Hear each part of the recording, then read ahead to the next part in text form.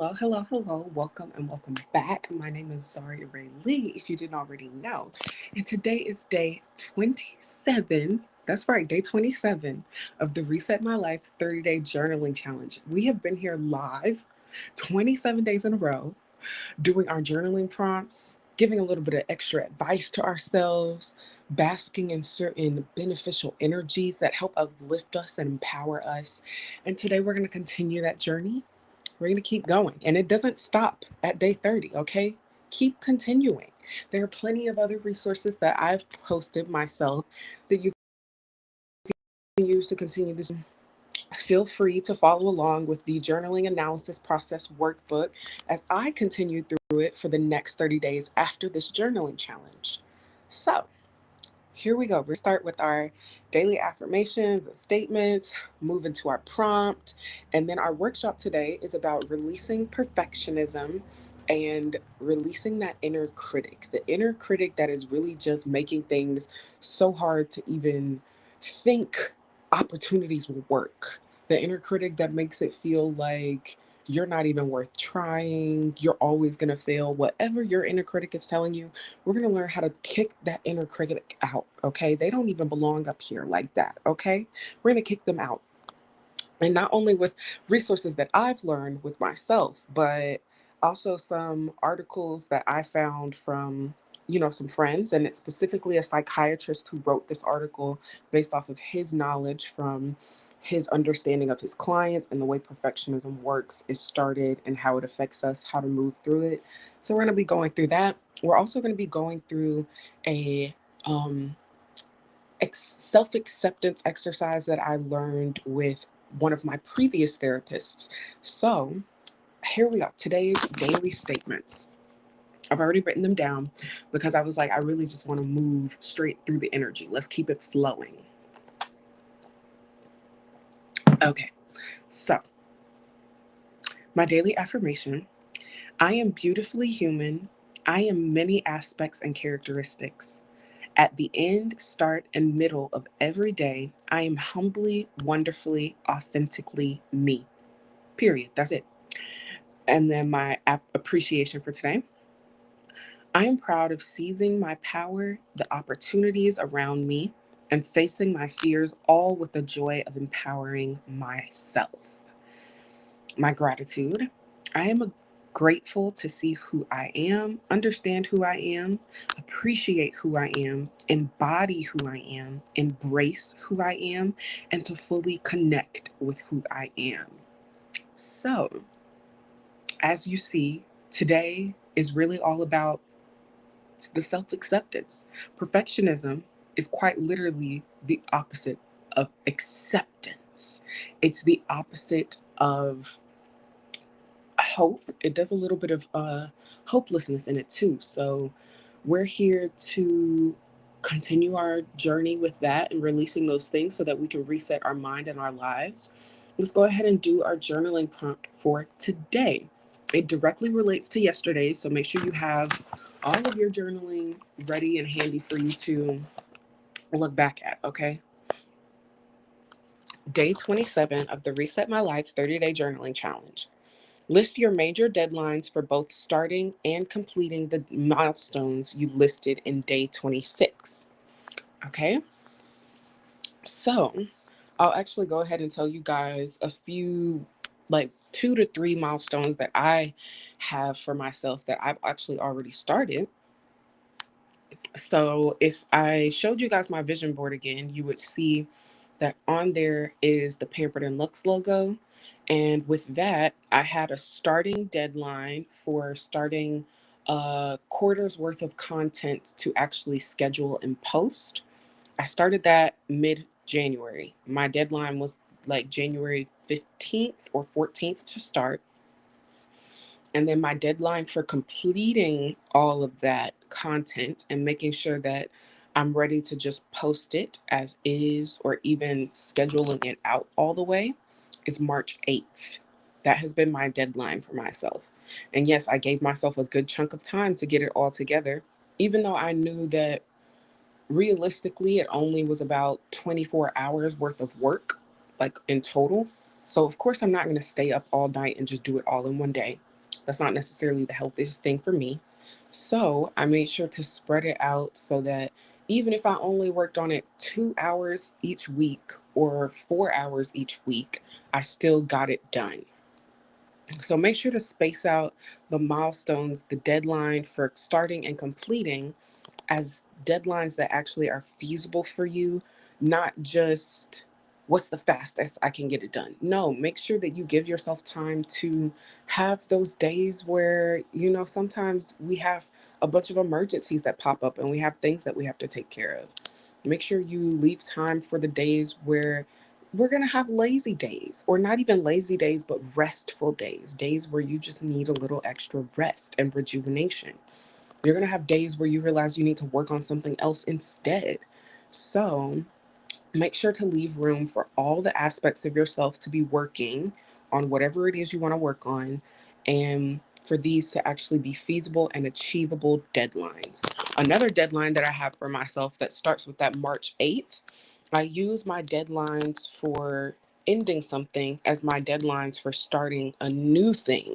So another deadline that's coming up with ending on March 8th. If you saw on my vision board, there was like a pastel drawing. The project that's related to that is my deadline for completing a certain aspect of it, like the first step. There's like three different big steps for it.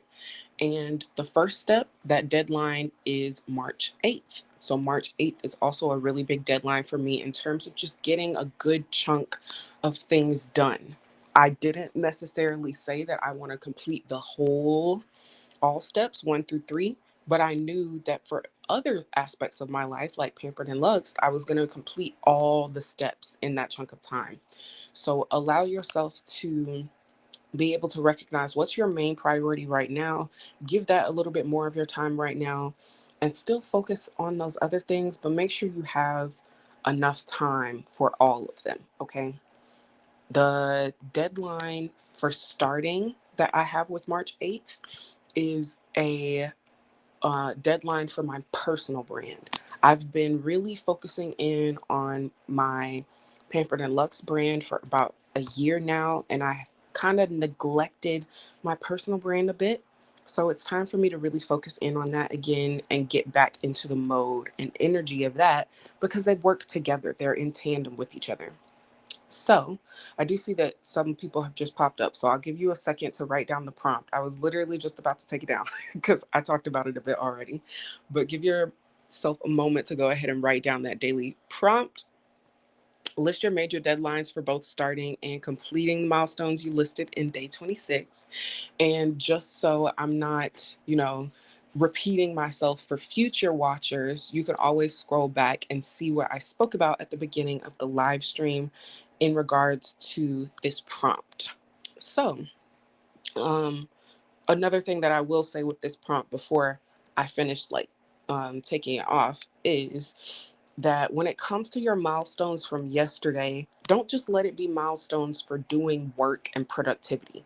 Make sure you put in milestones for celebrating your actions, for celebrating who you are, for just moments to appreciate and rest. Make sure you have milestones for those as well. All right. Um, we're going to be going into the perfectionism workshop very shortly. I think that was a good enough time for the new people to go ahead and write down the prompt. So, all right, and you can always pause it. It's on YouTube. Just pause it if you're like, "Whoa, I need some more time." So, okay.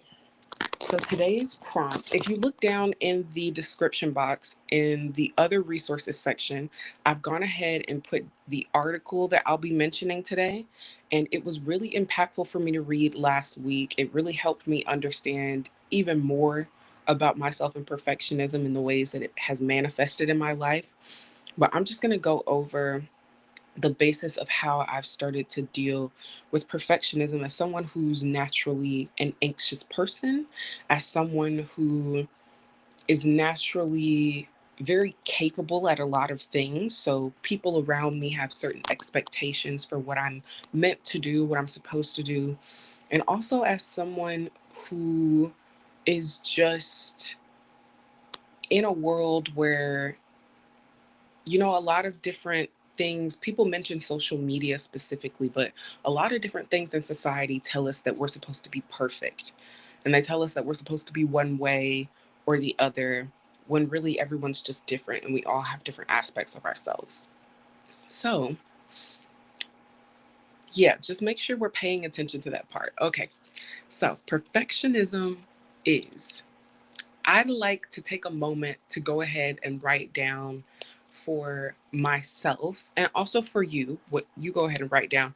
What is perfectionism to you, and what has it actually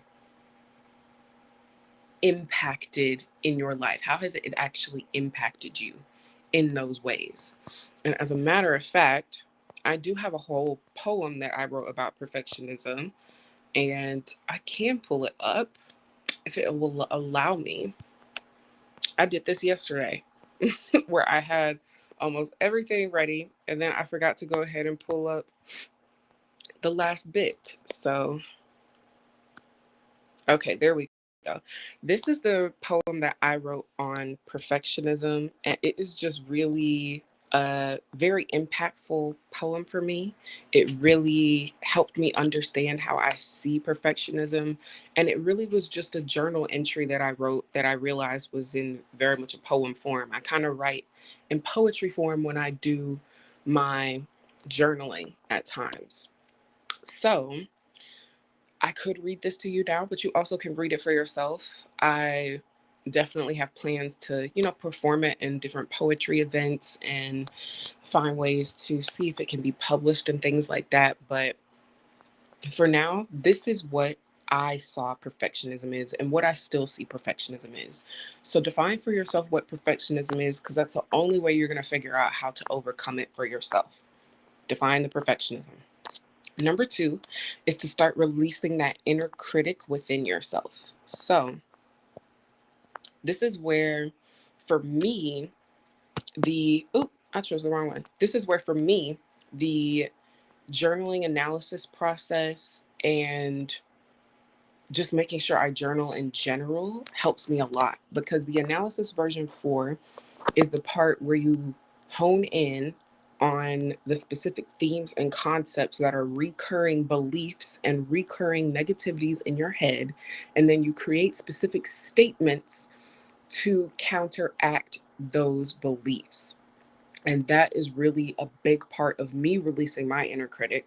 But I also read the article, which is still in the description box. It is by a psychiatrist named Pete Walker, and I found it through a friend. They actually were in one of our Discord forums where it's just about accountability and making sure that people can actually share and understand each other. But they shared it, and I was like, oh, that looks interesting. It's talking about perfectionism, and I really want to actually dive more into that aspect of myself. So let me click it. I clicked it, I read it, I bawled. I literally cried. I was like, oh, certain things don't have to be so hard. And it's really in my head a lot of the things that make it hard, that make life hard. It's really a lot of the words that are on repeat, a lot of the feelings that come based on past experiences with other people. It is a lot of that inner critic. And I was like, you know what? It's time for me to go ahead and let go of that inner critic, because there's a difference between an inner critic, inner voice that's here to just help you a little bit, and even a devil's advocate in your head, because those will be there too. But to acknowledge the origins of your perfectionism, of the traits and thought patterns of perfectionism, that is part of releasing the inner critic. And that is why I decided to write down a whole systematic way of doing it, that I realized releasing this inner critic is possible, which is what the journaling analysis process is. The shadow work aspect is really what helps you release that inner critic. The shadow work aspect is what helps you understand more about yourself. It helps you understand to see yourself, to accept yourself. But it's really not the main reason I made that process. I made it because my thoughts are always on overload. I won't say always, they used to always be on overload. Now I have a lot more sense of contentment and calm, but that didn't just come from the journaling analysis process. It came from a continuous, specific journey that I chose to go on every single day for over a year, for a good long time. And then I also realized that there were some other things that I needed to help me as well, like a therapist, like some medication to maybe help with some hormonal imbalances. My specific diet choices affect my mood and my overthinking abilities. So, things that help you release the inner critic, it's up to you to decide what you want to use to do that. You choose the tools, and tools that you know will work for you are based on your definition of perfectionism. In my poem, my definition of perfectionism was something that was a way of thinking forced on me by the people around me who were already thinking that way. It was a forced box that I was put into based on things that people saw about the characteristics that I exhibited and the natural skills that I had. So, in order for me to release that, my main tools are acknowledging and accepting who I am as a whole, not putting myself in those boxes. And then it's also making sure that I understand my own natural thought patterns and the actual glass half full view that I genuinely have on life, and actually accepting and honoring that part of me instead of beating it down with all of these continuous thoughts, which go on overload. And sometimes I can't control those. That's exactly why I got a therapist and I got a psychiatrist to also help me with some medication choices, because I knew that it wasn't all physically on me to control. I knew that there was something else happening that I couldn't do on my own. And that's the only reason I started to do that. The only reason I was able to recognize that I needed a little extra help is because I did all of these other steps first and they weren't working all the way. They were still working. They definitely worked because I've come a long way from where I was, but I knew I needed a little extra help. And in order to accept that you need a little extra help is step 3 of releasing perfectionism, which is to embrace who you are and all the parts of who you are. You have to see all of what you do, all of who you are. It's okay if it feels like or it looks like parts of you that you are embarrassed of or ashamed of or you feel guilty about, because those are things that go into the perfectionism. Those are the things that are trying to make you say, no, I don't like that about myself. I want to wish it away. We don't want to wish away the parts of ourselves, because then who are we? What do we really, what difference is there between me and the next person if I wish away everything that is intentionally, naturally put into me by however I came to this world? Why would I reject all of that when that's how I came into this world for a reason? That's how I feel. That's how I think. That's how I know. That's how I understand. So why would I try to make myself do things the way that other people do things? Okay. The next step, because embracing who you are and all the parts of you, it's kind of a simple step, but it's really, really hard to start doing. And one of the ways you can start doing that is step 4, to lean into desire instead of desperation.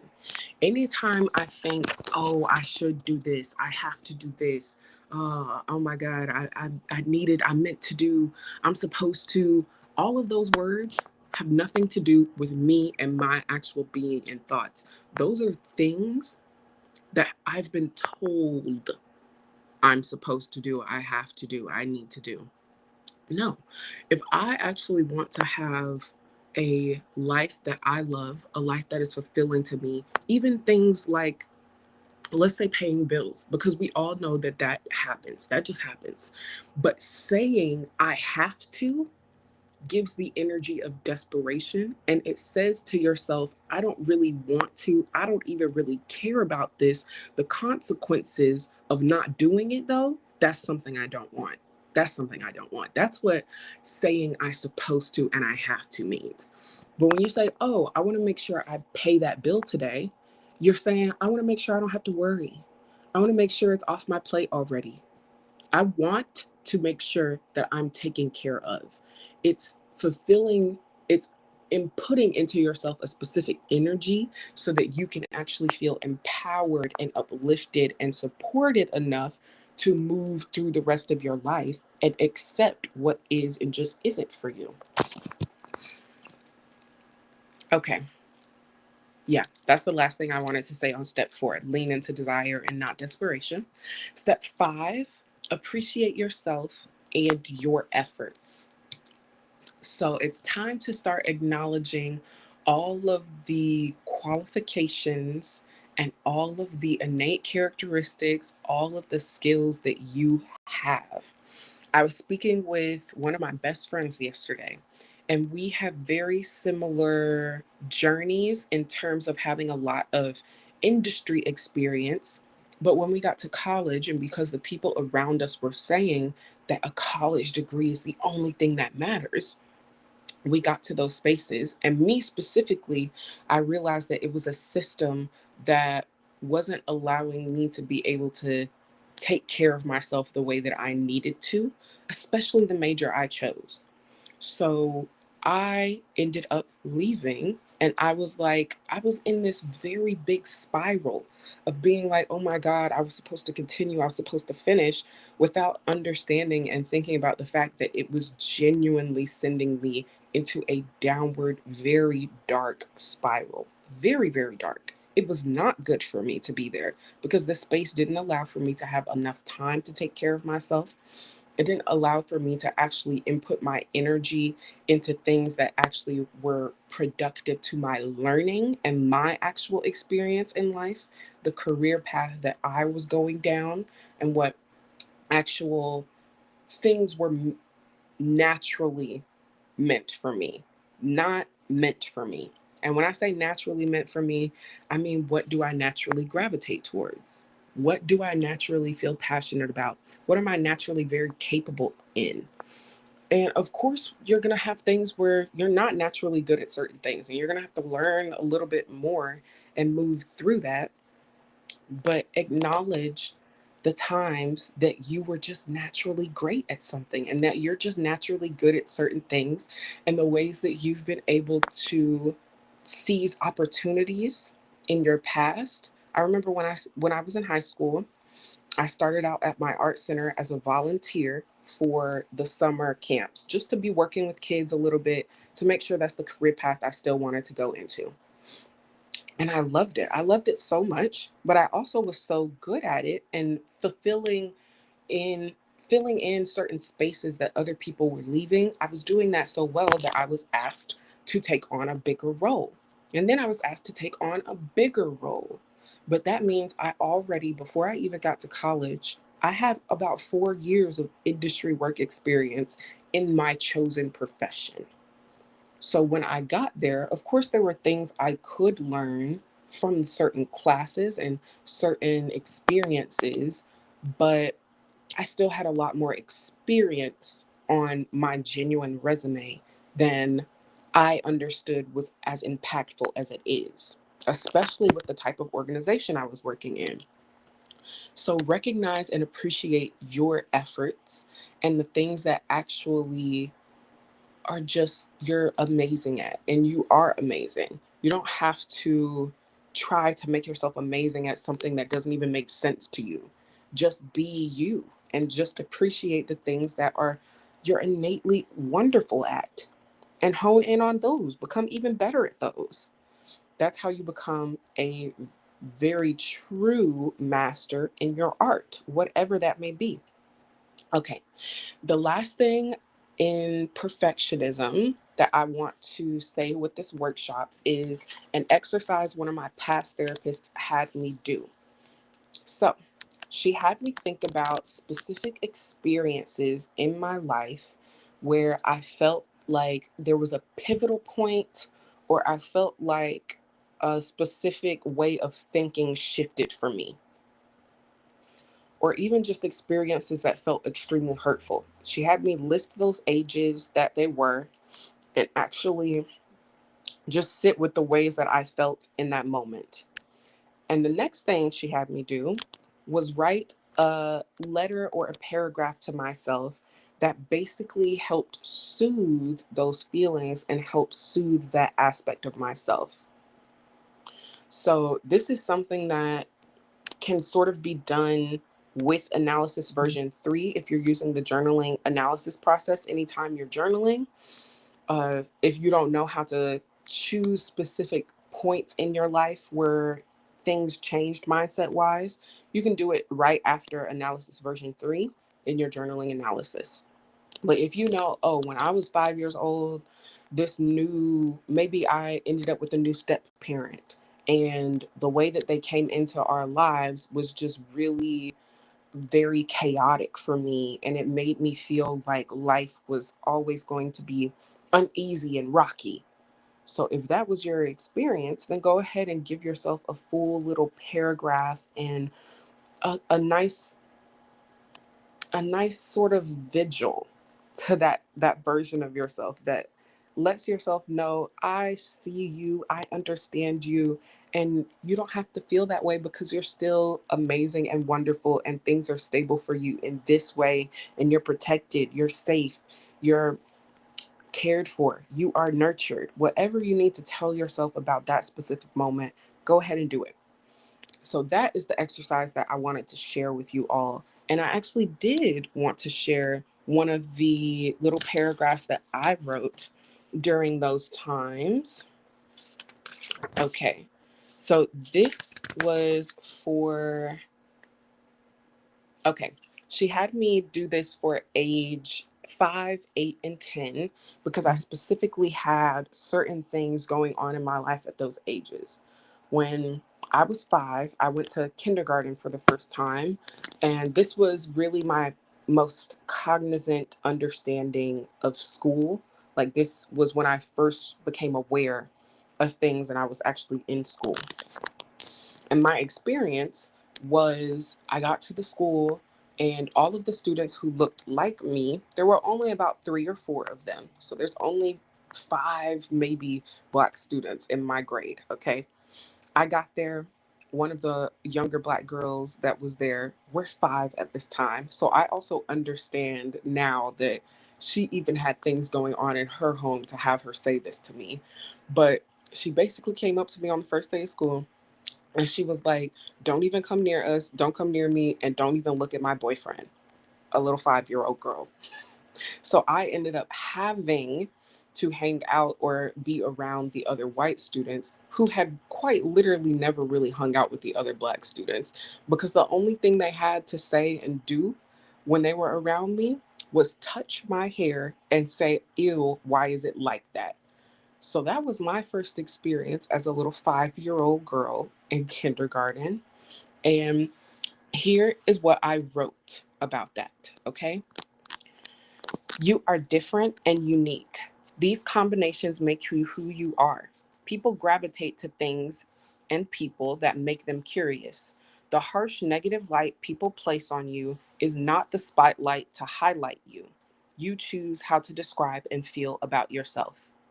So that's what I decided to tell my 5-year-old younger self. And it definitely helped me. And I started to make sure that I read that little statement over and over anytime I'm feeling like I don't belong, anytime I'm feeling weird, anytime I'm feeling rejected. I go back to that statement that I wrote for myself, and it helps me feel more like I am meant to be me, and it's okay to be me, and it's a wonderful thing to be me. So, that is the last thing that I'll send off to y'all. And I definitely recommend you read that article because the article, when I tell you that article really had me, and it does have a good bit of like psychiatry medical jargon. So if that's not familiar to you, don't be afraid to use Google. Don't be afraid to literally click the word. I think we forget that you can click the word and then you can hit the little arrow and it'll say search with Google, or it'll just say search and you can know exactly what it means. You can also learn to use a bit more context clues. so you don't have to always search for what words mean as well. But I highly recommend that you read that. And today, if you've been here so far and you've resonated with something that I've said, or you've learned something about how to maybe move through life a different way that may work for you, then feel free to share it with somebody else that you know it will also help, or who may also resonate. Because why gatekeep something that can help us all? Why keep something a secret that can really make the world better? If all of us had this information about being able to understand ourselves and know ourselves more, we would be less likely to lash out and project on other people, causing even more harm, right? So share the lesson, share it all, okay? Now, the thing that I've learned about myself today, because I've been just ending all of these with one recently, and I really like that energy. The thing that I've learned about myself today is that I am capable of taking the rest that I need. I know that yesterday I mentioned something about my rest and how it was hard for me to take rest, but I can take the rest that I need. I also let other people's presence be more felt than it has to. So sometimes even other people being in my specific environment makes me think about the things that they say or do to with me, around me, to me, whatever it is.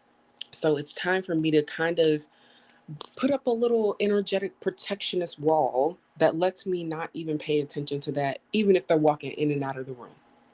So that's what I've learned about myself today.